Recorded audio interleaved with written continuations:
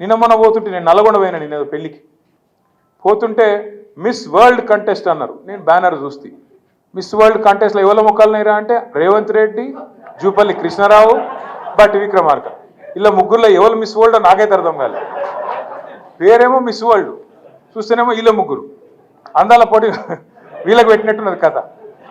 నేను నాకు తెలియక అడుగుతా, రాష్ట్రంలో ఒక దిక్కు 500 మంది అన్నదాతలు ఆత్మహత్య చేసుకుంటే నీ దిక్కుమాలిన ప్రభుత్వం వచ్చినాక నీ మాటలు నమ్మి కొంపల నుంచి 500 మంది కొంప ఉసురు తీసుకున్నావు, వాళ్ళ కొంప కొల్లేరు చేసినావు. 500 మంది అన్నదాతలు ఆత్మహత్య చేసుకుంటే ముఖ్యమంత్రి గారు అందాల పోటీలో బిజీగా ఉన్నాడు, రివ్యూ చేసే టైం లేదు. కల్లాలలో వడ్లు అట్లే ఉన్నాయి, కొనటోడు లేడు, కాంట పెట్టేటోడు లేడు, పట్టించుకున్నోడు లేడు. ఇప్పటికే అమ్మిన కాడికి పాపం మిల్లర్లకు అమ్ముకున్నారు, ఇప్పటికే 40-50% అమ్ముకున్నారు. ఆడనో ఈడనో 10% 20% కొన్నారు, కానీ దాన్ని పట్టించుకున్నోడు లేడు. వానలు పడుతున్నాయి, కళ్ళాలల్లా వడ్లు కొట్టుకుపోయే పరిస్థితున్నది. ధాన్యం మొలకలెత్తి రైతు ఆగమై రోడ్డు మీద పడే పరిస్థితున్నది. అడిగినోడు లేడు, పట్టించుకున్నోడు లేడు. అడుగుదాం ఎవరినన్నా అంటే ఊళ్ళో సర్పంచ్ లేడు, ఎంపీటీసీ దిక్కు లేడు, జెడ్పీటీసీ లేడు, కౌన్సిలర్ లేడు. కాంగ్రెస్ అని పట్టుకుందామంటే కాగడ పెట్టి ఎత్తుకుని వాడు దొరుకుతలేడు. ఏదో బిజీగా ఉన్నారు. ఏడ బిజీగా ఉన్నారు? కాగితాలు పట్టుకొని సెక్రటేరియట్ చుట్టూ గిర్ర గిర్ర గిర్ర తిరుగుతున్నారు.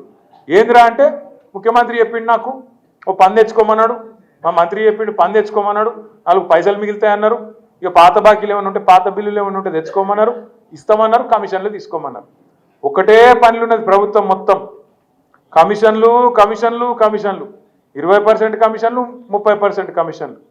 మొన్న ఒక మంత్రి గారు చెప్పారు, మీరు విన్నారు, కొండ సురేఖమ్మ పుణ్యం కట్టుకున్నది. ఆఖరికి ఒక్క మాట మాత్రం నిజం చెప్పింది, మా ప్రభుత్వంలో ఫైళ్ళు కదలాలంటే మంత్రులు చేయి దడపందే కాదు, కానీ నేను ఒక్కదాన్ని మాత్రం మంచిదాన్ని మా వాళ్ళు అందరూ లంగాలని చెప్పింది. ఆమె నిజాయితీ, ఆమె సంగతి నాకు తెలియదు కానీ మాట మాత్రం చెప్పింది, కుల్లా చెప్పింది. మంత్రులు పైసలు తీసుకుంటారు, ఫైళ్ళు కదలాలంటే నిజాయితీగా చెప్పింది. ఇంకో తమ్ముడు ఉన్నాడు ఎమ్మెల్యేగా, మహబూబ్నగర్, ఆయన కుల్లా చెప్పిండు, కాంగ్రెస్ ఎమ్మెల్యే 30% కమిషన్ తీసుకుంటాను మా మంత్రులని. ఇక ఆఖరికి కాంట్రాక్టర్లు వచ్చి సెక్రటేరియట్లో ధర్నా పెట్టిండ్రు, ఉప ముఖ్యమంత్రి బట్టి విక్రమార్క ఛాంబర్ ముంగట. 20% కమిషన్, 30% కమిషన్ నీకిస్తే మాకేం మిగులుతుందిరా పోయి అని చెప్పి వాళ్ళు. ఇదంతా ఎందుకు చెప్తున్నా అంటే ఇక కమిషన్ల లొల్లి మొత్తం ఊరూరికి పోయింది, గ్రామ గ్రామానికి పోయింది, మనిషి మనిషికి పోయింది. వీళ్ళంతా కుంభకోణాలు ఎంత దోపిడీ చేస్తున్నారో ఈ 16-17 నెలలనే బిల్డర్లను, కాంట్రాక్టర్లను, ఆఖరికి చిన్న చిన్న నాయకులను ఎవ్వని వదలకుండా తాట తీస్తున్నారు, కమిషన్లు తింటున్నారు అనే మాట తెలిసినాక మరి పబ్లిక్ మైండ్ డైవర్ట్ చేయాలి కదా. అందుకే ముఖ్యమంత్రి ఏం చేసిండు, కేసీఆర్ గారికి కమిషన్ నోటీస్ లేదు, కాళేశ్వరం కమిషన్ నోటీసులని ఎన్నో కథ. ఇక అది రాగానే మిగతాన్ని మరుగున పడతాయి. కేసీఆర్ అంటే మన ఎట్లుంటుందో వరంగల్లో చూసిరు కదా, మీరు చూసిరు, వచ్చిరు అందరూ.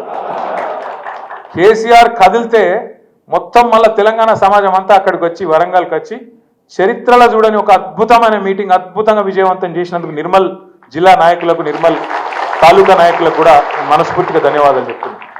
కేసీఆర్ కదలంగానే వీళ్ళకి భయం పుట్టుకున్నది. మళ్ళీ అమ్మా కేసీఆర్ బయటికి వచ్చిండు, మళ్ళీ లక్షల మంది వచ్చిర్రు, మన పని తుస్సు. కాబట్టి ఏం చేయాలి, ఏదో ఒకటి చేయాలి, నోటీసులు ఇవ్వాలి, ఏదో జరుగుతుందన్నట్టు బిల్డప్ ఇవ్వాలి, ఏదో ఒకటి చేసి మన వైఫల్యాల నుంచి, మన అటర్ ఫ్లాప్ గవర్నమెంట్ నుంచి ప్రజల దృష్టి మలచాలి. నిన్నగాక మొన్న నేను గుల్జార్ హౌస్ అని హైదరాబాద్లో చార్మినార్ పక్కకే ఉంటుంది, అక్కడ పెద్ద అగ్ని ప్రమాదం జరిగింది. ఒకటే ఇంట్లో ఒకటే కుటుంబానికి సంబంధించిన వాళ్ళు 17 మంది చచ్చిపోయారు. కనీసం ముఖ్యమంత్రికి అర నిమిషం టైం లేదా, గీంచెలు గాడికి పోయి కుటుంబానికి నేనున్నా, జరిగింది ఏదో జరిగింది, అక్కడ యాక్సిడెంట్ అయింది, మళ్ళా కాకుండా చూస్తా, ఎండాకాలం ఇట్లా ఎట్లయింది రివ్యూ చేయొద్దా? టైం లేదు, బిజీ. దేనిలో బిజీ? అగ్ని ప్రమాదం బాధితులను చూసేందుకు టైం లేదు, అందాల పోటీలలో బిజీ, డ్రోన్ షోలలో బిజీ. మింగ మెతుకులేదు కానీ మీసాలకు సంపెంగ నూనె పెట్టిండేట వెనకటికి కూడా. ఒకది ఈయననే చెప్తాడు, మన బతుకు బిచ్చే బతుకు అయిపోయింది, మనం దిక్కు దివానం లేకుండా ఆగమైపోయినామని చెప్తాడు ఈయననే. నేను అసెంబ్లీలో చెప్పినా మళ్ళీ చెప్తున్నా మీ అందరికి.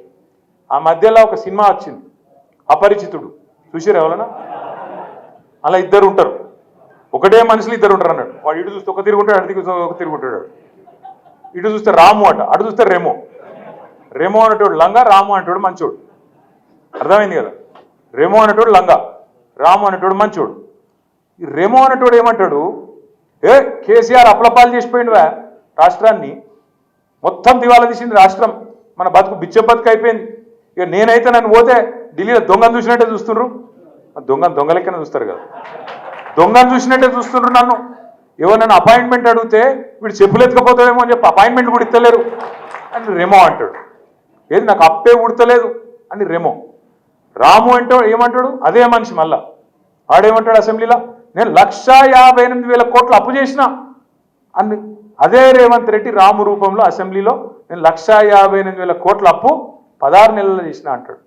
కేసీఆర్ గారు 10 ఏళ్లలో సంవత్సరానికి 40,000 కోట్లు అప్పు చేస్తే అదే తప్పట. కానీ రేవంత్ రెడ్డి గారు సంవత్సరంలో 1,60,000 కోట్లు అప్పు చేస్తే అది తప్పు కాదట. ఇప్పుడు కేసీఆర్ గారేమో అప్పు చేస్తే ఏం చేసిండు, 73,000 కోట్ల రూపాయలు రైతు బంధు రూపంలో మీ అందరికీ టింగు టింగు టింగు అనుకుంటా 11-12 సీజన్లు మీ ఖాతాలు వేసిండు. మరి రేవంత్ రెడ్డి గారు 1,60,000 కోట్లు అప్పు చేస్తేవి ఏం చేసినావు, ఆడబెట్టినావు. టింగు టింగ్ అంటే కేసీఆర్ యాదికొత్తాడని టకీ టకీ అన్నాడు. ఆడరబై టకీ టకీ అంటే ఇంతవరకు టకీ లేదు టికీ లేదు. ఒక్క కాడ మాత్రం పడుతున్నాయి టకీ టకీ మని. ఏడా అది కరెక్ట్ మాట. ఢిల్లీలో మాత్రం టంచన్గా కొట్టకపోతే ఈయన పోస్ట్ బూస్టింగ్ కదా, ఫిక్స్ తెల్లారు లేచే వరకు కాంగ్రెస్లో ఎవడు కుర్చీ ఎవడు కురుస్తాడో తెలియదు. అక్కడ మాత్రం పైసలు దన్ పడుతున్నాయి. ఏడా రాహుల్ గాంధీ ఖాతాల, ఢిల్లీ ఖాతాల, ఢిల్లీ పెద్దల ఖాతాల మాత్రం ఇక్కడ జరుగుతున్న దోపిడీని మంచిగా అక్కడికి పైసలు తీసుకుపోయి మాత్రం ఢిల్లీలో వంచుతాను. నేను అడుగుతున్నా, ఒకసారి యాద్ చేసుకోండి మీరు.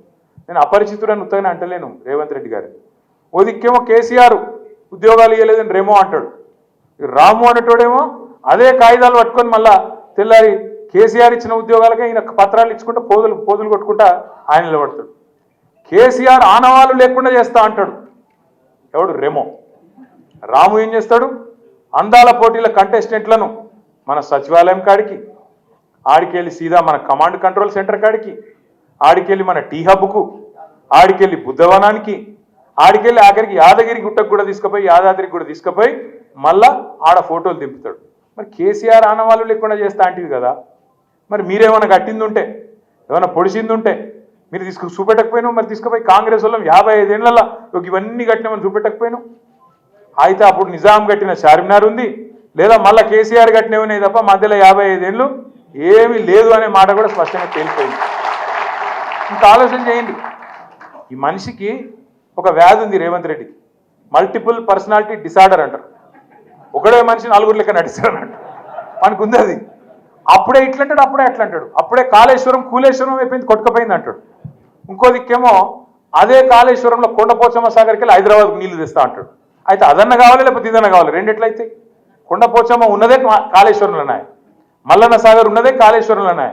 అది కూలిపోతే మరి నీళ్ళు ఎక్కడికి వెళ్ళున్నాయి, మల్లన్న సాగర్లో కొండపోచమ్మ సాగర్లో. కేసీఆర్ పేరు వచ్చింది కాళేశ్వరం కడితే, నేను బరాజ్ని కూలగొట్టి మళ్ళా కడతా. మేస్త్రా మన్న మేస్త్రి అంటే మనోడు కూడా అంటుడు, గుబ్బ మేస్త్రి కదా అంటుడు.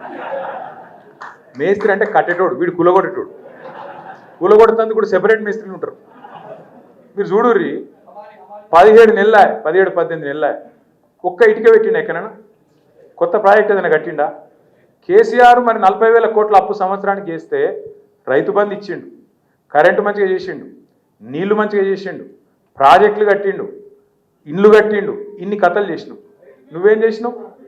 షేర్ చేయండి, లైక్ చేయండి, సబ్స్క్రైబ్ చేయండి. మరిన్ని వీడియోల కోసం బెల్ సింబల్ పై క్లిక్ చేయండి.